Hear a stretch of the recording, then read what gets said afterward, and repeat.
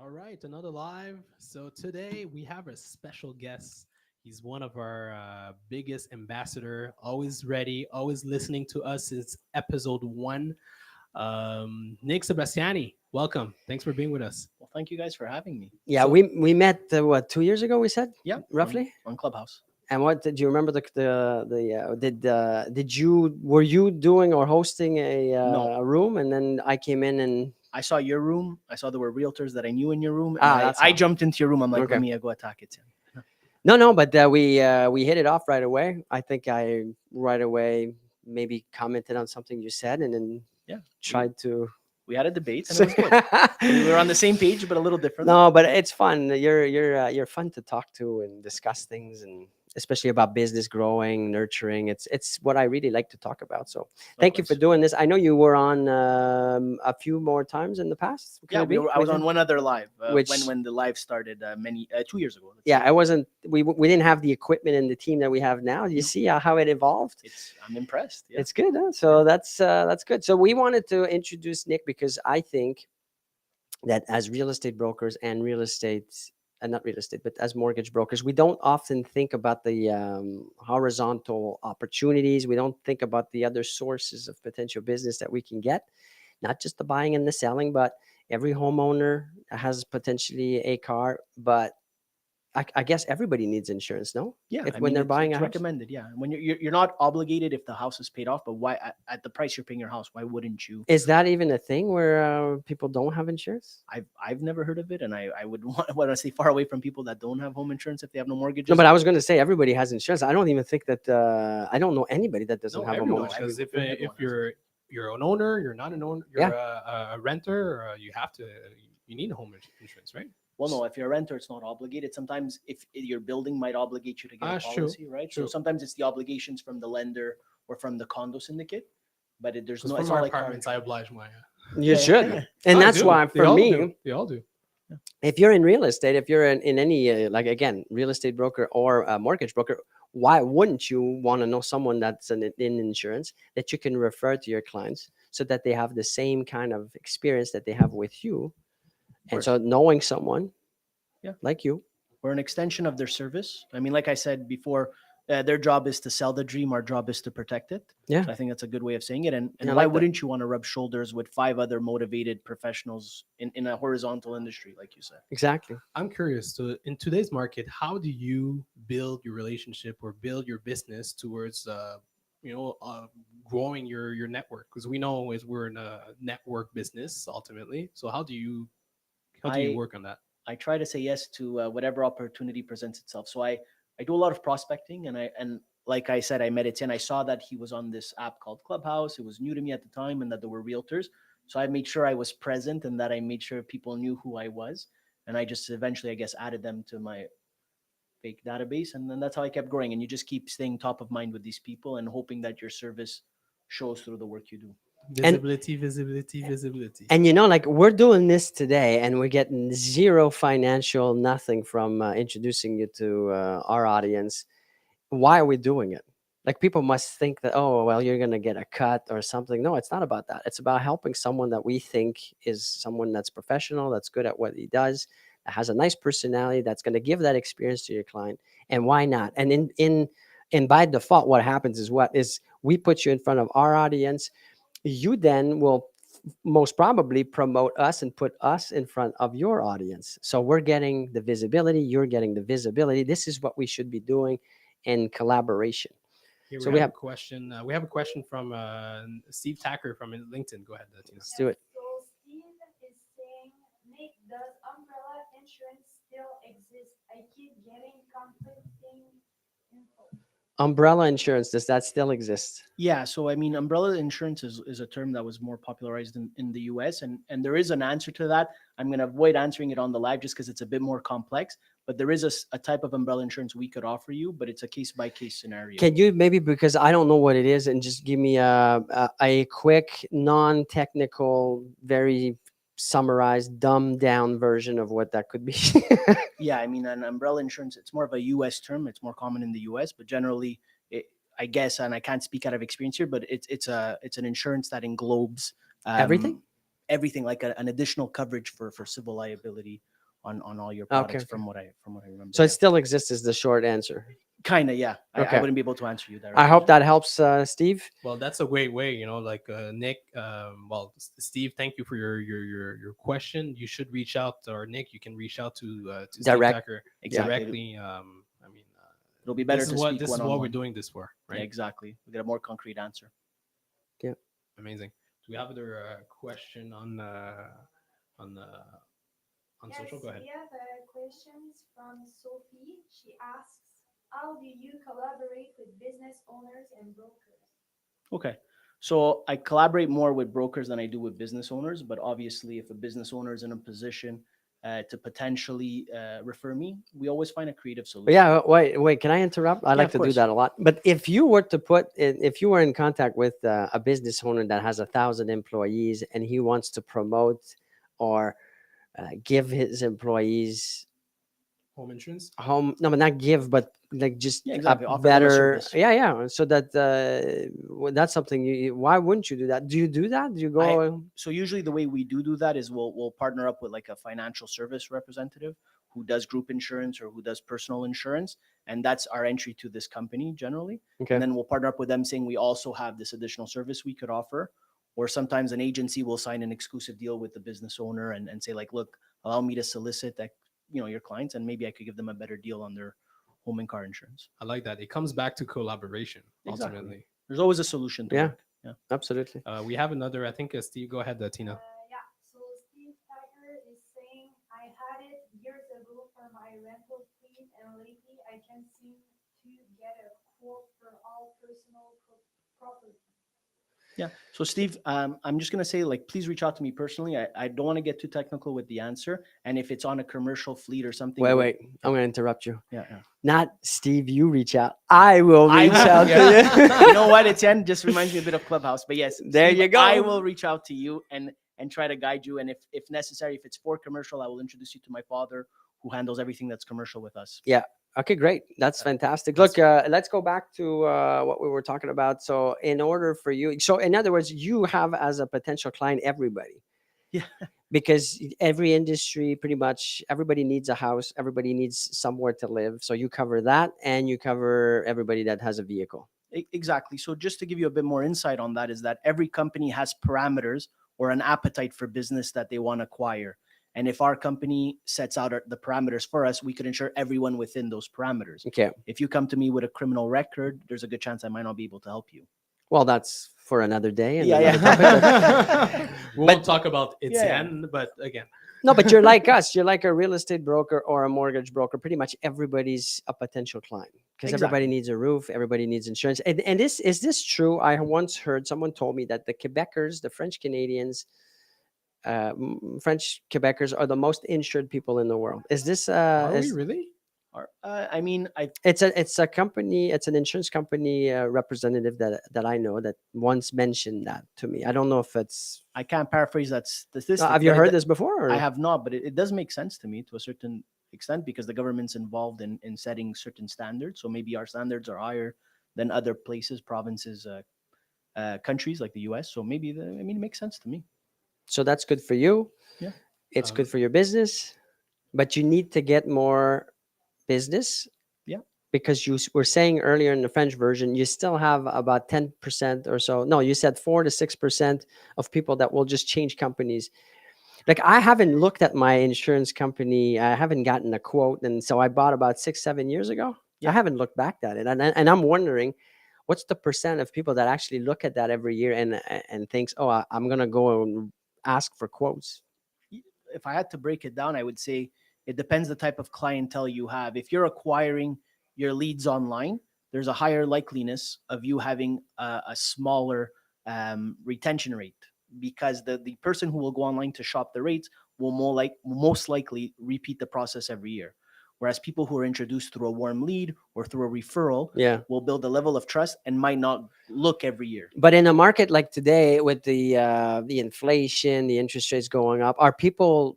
Do you know this? Maybe your dad would know more, like, because you haven't been doing this for 75 years. No. But in a market that's getting tougher, is it maybe something that people will do more of, to shop and to check and to try to save a few bucks? Are they It- looking to save the buck or to build a relationship? yeah, so there's both. For every yin there's a yang. There are people that are looking to save a dollar and will shop for $2 increase every year, and there's other people that respect the relationship and fully trust until it doesn't make sense. Like anything else, if you get a policy that just doesn't make sense to you fiscally, you might question it and shop around to see if you could get better. And at the same point, we did notice during COVID, when people had more time on their hands because they were home, that all insurance industries were extremely busy getting more quotes and revising more policies because people had time to To nitpick and reflect. exactly. Makes sense. We want to talk about this big project. My gosh, sorry. Meller Group is going to new construction, so we have this amazing event happening on in 2 days, on the 28th, where we are inviting all our members and real estate brokers. So maybe we can run the little video. Exclusive event happening in 2 days. Amazing.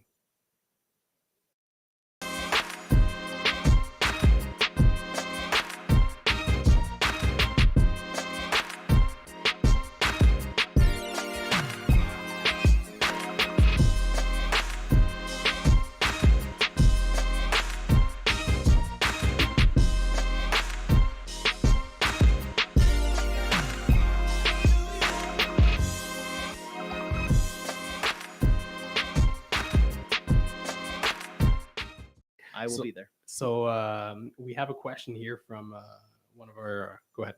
Tina. We have a question from Mike. He's asking, is your credit an important criteria to get an affordable insurance? Yeah. So I made a post not too long ago explaining what generally goes into building a home insurance premium and the factors that insurance companies look into. And credit is a very important one. So the better your credit, generally, the better your insurance premium. So if my credit changes and improves, should I renegotiate? Should I call my insurance company and say, hey, Well, in our situation, we relook at your credit every so Automatically? often. Yeah, exactly. It's a soft credit check, and we Okay. ask permission when we onboard the client. soft meaning it doesn't actually affect It- your it shouldn't, no, your exactly. credit score? Exactly. So a soft credit check, and then if your credit does get better, your premium tends to get better too. So again, I repeat to everybody that's watching it, especially real estate brokers, mortgage brokers, all your clients that you're dealing with are going to need insurance. They have insurance and they need it. So it's important, I think, not to just talk about insurance, but anything that's uh, uh, parallel or horizontal to your business. You should spend a bit of time getting to know suppliers, getting to know people like Nick, and developing relationships so you can introduce these people, these partners, these suppliers to your client to add more value, so that next time these clients want to buy, sell, invest, refinance, whatever, they think of you just for that added value that you bring. It's such a it's such a misunderstood thing. It's not about the money that you get, because oftentimes, I don't know if this happens to you, but you speak to a broker, you approach someone in the industry, and they're like, well, what am I getting for it? Right. It's not about you all the time. It's what is your client getting? You get it? Like, I agree. I like to be. I mean, we are open, or insurance agents in general, or brokers are open to working and collaborating and giving potentially referral fees and whatnot. But at the end of the day, I just don't want that to be the entry to me. I want you to choose me because I'm qualified or competent, and that you genuinely like me, and Yeah. then business will grow. yeah, Exactly. think- It's focusing. Sorry, I cut you off. no, but it's It's the focus- mindset. Yeah, that's it. It's the mindset. It's focusing on the relationship, not the transaction. The transaction will come the moment that you have same minds working together, working that's in the same And or end goal, and just give more to your client. Forget about you and give more to the client. give more to your clients, Give yeah. and you shall receive. But That's exactly, the more you beautiful get, if said. you help people build their dreams, they're equally going to help you build yours. And it's just, who's going to say no? If someone's helping you build your business, why wouldn't they want to help you in return? I don't see why Yeah. not. So you're always available. We can reach you through just any social media platform. Yeah. You're everywhere. We're going to put you in the description down below. You're going to keep being a guest. You're a member of the Meller Group Proud family, member, proud member. a proud member, executive member. Yeah. I don't know. But if we have brokers, now's the time to ask your question. I think this is a great opportunity for you real estate Well, brokers to actually expand your offering to your clients. We have Suzanne, who's also one of our biggest ambassador. Maybe Tina, you can go ahead. Yes, so Susan is asking, that is why there are A banks and B banks and you may go to a B bank, get help to fix credit, and 1 year later go to a B bank in reference to poor credit. Yes, that's a good point. statement. Good explanation. Has nothing to do with insurance, but It's a good No, point. but she's just We it's share just, it's information. sharing yes, the yes. information. It's sharing the. We have this amazing contest. You guys probably know for new viewers, $10,000 of Apple product. Steven, you can go ahead with And the wait, video. just before you play Oh, the video, and wait, go, just go, before you go, play the go. video, Nick said that he was going to actually add another $10,000 to the pot. No, So yeah, no. Oh my God. now we put him on the spot. I'm kidding. So Steven, you can go ahead with the video. Etienne, maybe. You want to win $10,000 worth of Apple products? It's simple. Stay tuned for the 100th episode of The Growth Show. For every like, share, comment, and subscription, you get an extra entry to our contest.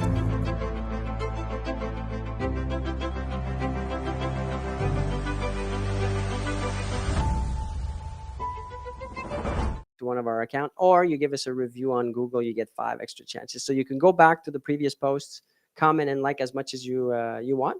You get extra chances. So 100th episode, we're in the 70s now, I guess, right?